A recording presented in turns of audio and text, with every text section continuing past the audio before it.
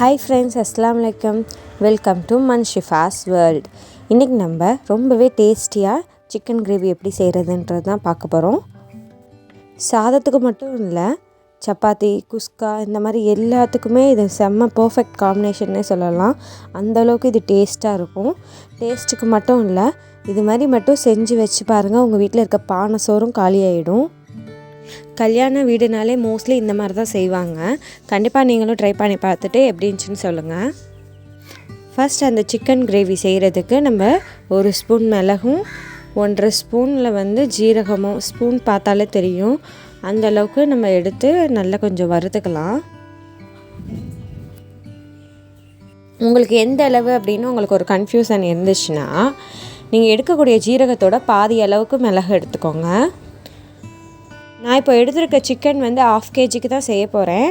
அதனால் நான் 1.5 spoon ஜீரகமும் 1 spoon கிட்ட மிளகும் எடுத்துருக்கேன். இந்த மாதிரி இதை நல்லெண்ணெய் ஊற்றி நம்ம இப்படி வறுத்து நம்ம செய்யும்போது கொஞ்சம் வாசமாக இருக்கும். நீங்களும் அந்த மாதிரி செய்யுங்க. இதோடு சேர்த்து ஒரு 4 வரமிளகா நான் இதில் போட்டிருக்கேன். அதையும் நல்லா வறுத்துக்கலாம். அதோட இந்த மாதிரி ஒரு பாத்திரத்தை நீங்கள் எடுத்துக்கோங்க. நான் மண் சட்டி எடுத்திருக்கேன். அதில் 1/2 kg சிக்கனை நான் மஞ்சத்தூள் போட்டு க்ளீன் பண்ணி எடுத்து வச்சுருக்கேன். அதே மாதிரி நீங்களும் எடுத்துக்கோங்க. இப்போ இதில் 100 சின்ன வெங்காயத்தை நான் இந்த மாதிரி கல்லில் நச்சு வச்சுருக்கேன். அதை இதோடு நம்ம சேர்த்துக்கலாம். நம்ம இந்த மாதிரி நச்சு நம்ம சமைக்கும்போது கொஞ்சம் நல்லாயிருக்கும், டேஸ்ட் கொஞ்சம் டிஃப்ரெண்ட்டாக இருக்கும்.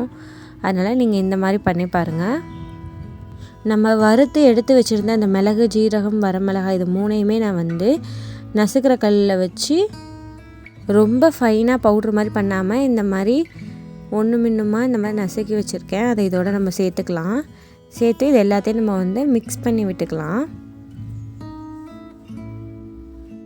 இந்த மாதிரி நம்ம செய்யும்போது அந்த சிக்கனில் அதோடய ஃப்ளேவர், அதோட அந்த நல்ல காரசாரமாக நல்லா இருக்கும். இந்த மாதிரி ட்ரை பண்ணுங்கள்.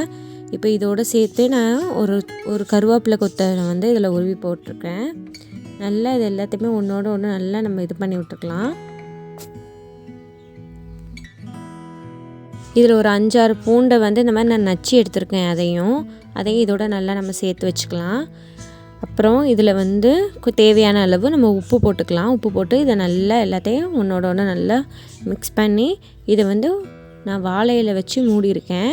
நீங்கள் எப்படி வேணாலும் பண்ணிக்கோங்க. இது நம்ம வாழை இலை அதிகமாக எடுத்துக்கும் போது நம்ம உடம்புக்கும் சரி, நம்மளுடைய உணவுக்கும் சரி ரொம்பவே ஆரோக்கியமானது தான்.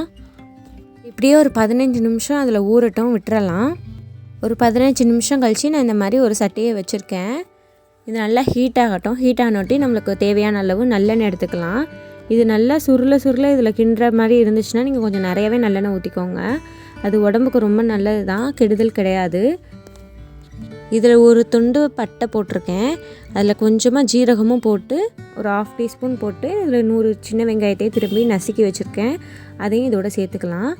இதோட சேர்த்து இதை எல்லாத்தையும் ஒரு சின்ன முழு பூண்டையும் இந்த மாதிரி நான் நச்சு வச்சுருக்கேன். அதையும் இதோட சேர்த்துருக்கேன். இந்த மாதிரி விறகடுப்பு, மண் சட்டி இந்த மாதிரி செய்யும்போது ரொம்பவே அந்த சாப்பாடு இன்னும் கொஞ்சம் எக்ஸ்ட்ராவே டேஸ்ட் கொடுக்கும். பட் எல்லாராலையும் இந்த மாதிரி அடுப்பு மூட்டி செய்ய முடியுமான்னு தெரியலை. ஆனால் இந்த மாதிரி ஒரு வாய்ப்பு கிடச்சிச்சின்னா கண்டிப்பாக நீங்கள் ட்ரை பண்ணுங்கள்.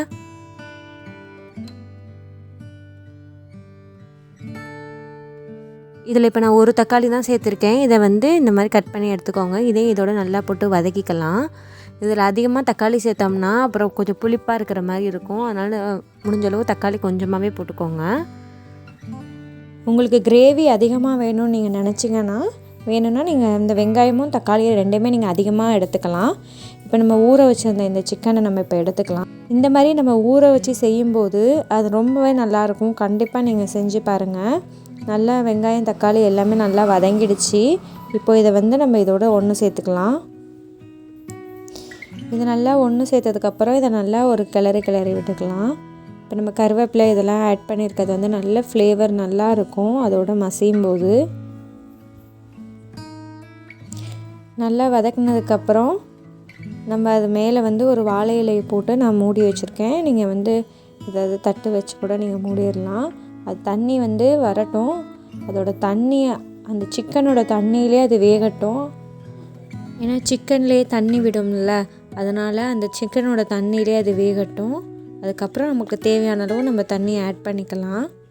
இப்போ தான் நம்ம சேனலை ஃபஸ்ட் டைம் பார்க்குறீங்க அப்படின்னா லைக் பண்ணுங்கள், ஷேர் பண்ணுங்கள், சப்ஸ்கிரைப் பண்ணுங்கள், பக்கத்தில் இருக்க பெல் ஐக்கானே கிளிக் பண்ணுங்கள். அப்போ தான் நான் போடுற வீடியோஸ் எல்லாமே உங்களுக்கு உடனுக்குடனே நோட்டிஃபிகேஷனில் காட்டும். இப்போது அந்த தண்ணியெல்லாம் வந்து வற்றினதுக்கப்புறம் இந்த சிக்கன் மசாலா 10 ரூபா பாக்கெட் வந்து நான் அப்படியே அதில் கொட்டுறேன். இது வந்து நீங்கள் ஹாஃப் பாக்கெட் கூட நீங்கள் யூஸ் பண்ணலாம், இல்லைன்னா நீங்கள் ஃபுல் பாக்கெட் கூட யூஸ் பண்ணிக்கலாம். உங்களோட கிரேவியோட அந்த குவான்டிட்டிக்கு ஏற்ற மாதிரி நீங்கள் போட்டுக்கோங்க. இப்போது அதில் கொஞ்சமாக தண்ணி ஆட் பண்ணியிருக்கேன். உங்களோட எந்த அளவுக்கு கிரேவி வேணுமோ அந்த அளவுக்கு நீங்கள் தண்ணி ஆட் பண்ணிக்கோங்க. இந்த சிக்கன் கிரேவி வந்து மெத்தட் இப்படி தான். ஆனால் உங்களோட அளவு எந்த அளவுக்கு உங்களுக்கு வேணுமோ அந்த அளவுக்கு நீங்கள் வந்து எக்ஸஸ் ஆகும், இல்லைன்னா உங்களுக்கு கம்மியாக வேணும்னா நீங்கள் அதுக்கு ஏற்ற மாதிரி நீங்கள் பார்த்து செஞ்சுக்கோங்க. நீங்கள் தேவையான அளவு தண்ணி ஊற்றி நீங்கள் க்ளோஸ் பண்ணி வைக்கும்போது அதிலே அந்த சிக்கன் வந்து குக் ஆகி ஒரு கிரேவியோட கன்சிஸ்டன்சிக்கு வந்துடும். உங்களுக்கு பார்த்தாலே தெரியும்.